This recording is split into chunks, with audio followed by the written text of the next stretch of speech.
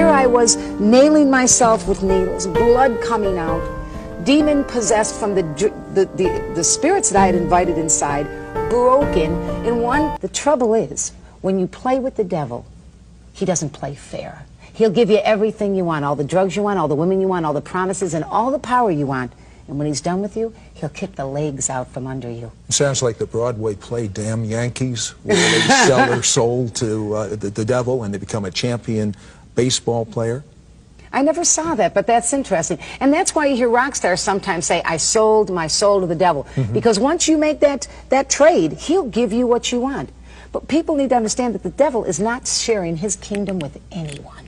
He's selfish and hateful, and his personality is that of hate and violence. And so as I began to encounter these spirits, from a pleasant person, even though I was a fall-down drug addict, I began to take on the personality of the devil. I began to act. I began to hate. I began to become violent in my card readings. You began to hate? You must have. You had no love anyway. You at all. Really? Oh, hate all the more. And I love to see people hurt. Like, I'd like to do a card reading where I knew a man was committing adultery. I'd name names, and it was just an evil behavior.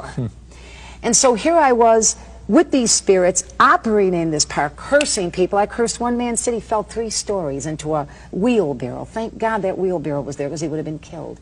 I was astral projecting. I was studying all this witchcraft. I thought everything was wonderful. The same spirits, as you said in the opening, that gave me power began to turn on me. Why would they turn on you? Because the personality of spirits of darkness is not a nice, friendly personality. You can tell even by people that are deeply involved in witchcraft, the way they dress, the way they act, ghoulish and black nails and dark colors and very strange in their acting. Is it like, I used to watch Westerns as a kid, and in the Western, a new guy comes into town and goes and plays poker, and he wins. And the next day he said, boy, these are country bumpkins. I'm going to take them for all they're worth. And he bets everything he has, and the game is fixed. And he loses everything he has. Excellent. And that's exactly the way it happened, Sid. That's excellent. And that's exactly what had happened to me. I thought I had arrived.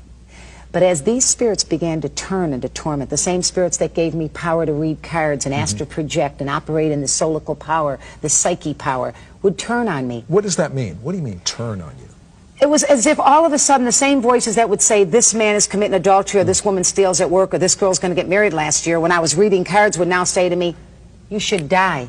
It's better to just die. Said I would walk around with a gun in my mouth. I can remember the metal used to burn my tongue. I would just suck on a gun, waiting for the moment to stop this power that I had entered into, to stop the destruction of my mind.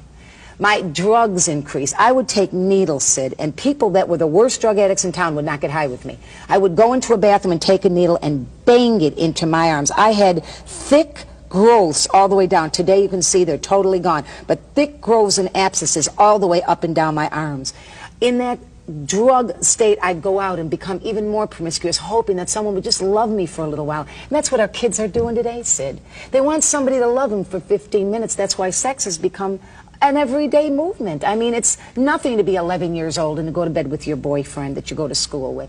And so here I was nailing myself with needles, blood coming out, demon possessed from the spirits that I had invited inside, broken. In one particular time in all this story, they locked me up in a mental institution.